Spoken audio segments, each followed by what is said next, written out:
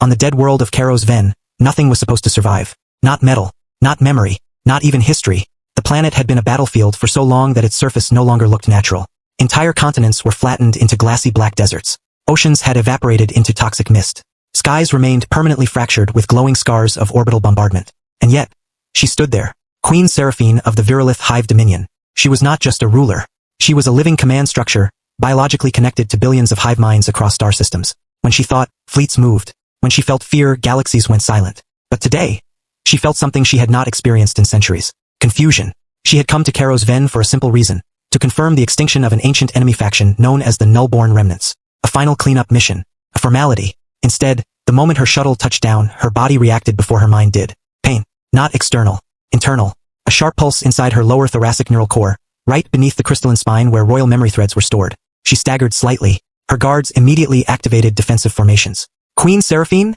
One of them clicked nervously through the hive frequency. I am fine, she replied, though her voice carried a distortion. But she wasn't fine. Something on this planet was calling to her. Not a voice. A memory. The scar in the world. The battlefield was silent in the way only dead worlds could be. No wind. No creatures. No sound except the distant hum of unstable gravity wells left behind by ancient weapons. Seraphine moved forward alone, against protocol. Every step she took triggered faint reactions in the ground. Like the planet itself recognized her presence. Her guards followed at a distance, unwilling to interfere with the Queen's personal directive. She reached the center of a massive crater, and stopped. There, in the heart of destruction was a structure. Not alien. Not Imperial. Something older. A broken metallic arch embedded into the ground like a spine torn from a dead god. Its surface was covered in burn marks that did not match any known energy signature in the galaxy. But that wasn't what made Seraphine freeze. It was the symbol carved into it. A fractured spiral surrounded by 6 angular lines. Her neural core pulsed violently. Pain surged through her vision. She fell to one knee. Your Majesty! Her guards rushed forward. No, she gasped. Do not approach. Her claws dug into the ground. Because something impossible was happening. The scar on the structure was responding to her biology. A faint light emerged from beneath the metal, reacting to the royal genetic signature inside her bloodstream, as if it had been waiting for her. The memory lock breaks. Seraphine pressed her hand against the scar. Instantly, the world shattered. Not physically, mentally. She saw fire. Not Karos Ven fire. Earth fire. Ancient. Pre-hive. Pre-empire. She saw cities burning in reverse, reconstructing themselves and collapsing again in endless loops. Voices echoed inside her skull. Human voices. No, not human. Older. Something before classification. Subject is stabilizing. No, she is remembering. Erase the sequence. Then silence. Seraphine collapsed fully this time. Her guards caught her before she hit the ground. But her eyes were no longer in the present. They were somewhere else entirely. The Forgotten War. She was standing in a different body. Smaller. Younger. Not queen. Not ruler. A weapon. She saw herself inside a laboratory orbiting a dying star. White walls. Sterile light. Chains made of energy fields. Scientists surrounded her. But they were not Virilith. They were something else. A coalition of species working together under fear. One of them spoke. Designation. Primordial Containment Unit. Seraph Zero. The name struck her like a blow. Seraph Zero. Not Seraphine. Not Queen. Prototype. A weapon built before the Hive Dominion existed. Before she existed.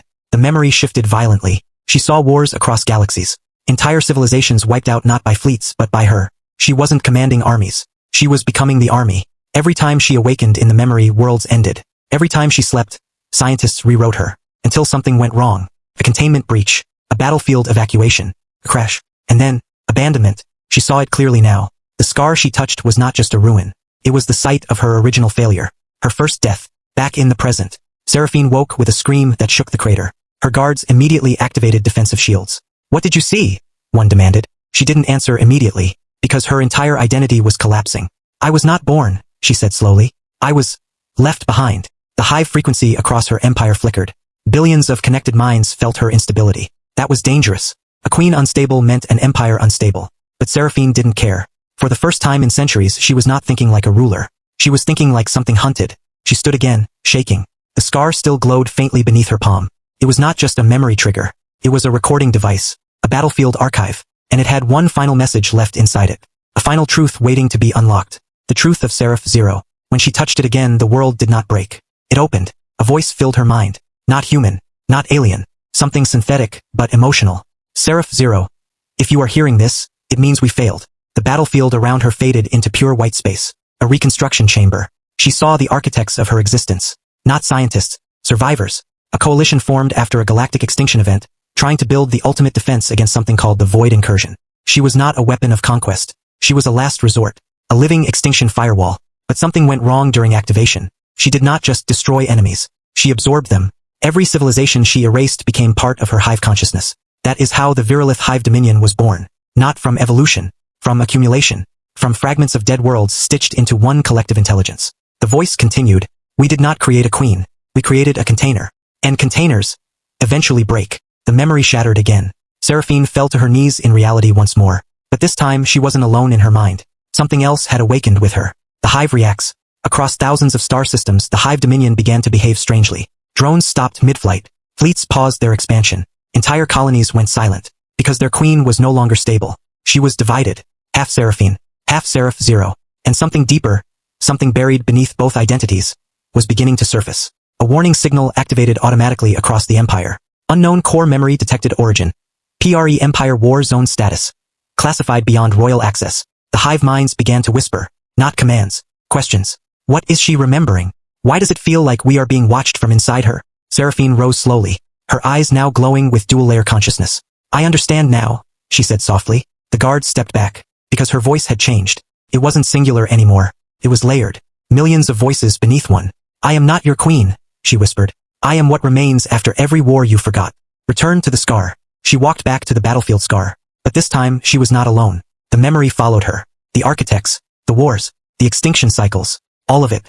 The scar reacted again, stronger. The entire structure began to rise from the ground, revealing its true form. A containment anchor, a lock, and Seraphine was the key. The final message activated. If Seraph Zero reawakens fully, the Hive Dominion will not survive containment collapse. Seraphine closed her eyes. For the first time, she understood the real horror. She had not been abandoned. She had been hidden. Not because she was weak, but because she was the only thing capable of ending everything, including the empire that currently worshipped her. The choice. Her guards waited for command. Her empire waited for stability. Her memories waited for resolution. But Seraphine made a different decision. She placed her hand on the scar one final time, and spoke. Then let it collapse. Energy erupted across the battlefield. The scar activated fully, not as a memory, but as a system reboot. Across galaxies, the Hive Dominion froze as their queen's consciousness expanded beyond control. Stars flickered. Space bent. Reality itself hesitated. And in that moment, Seraphine was no longer a queen remembering her past. She was the past, finally deciding what the future should fear. Please follow my channel for more videos. One click from you can change my life.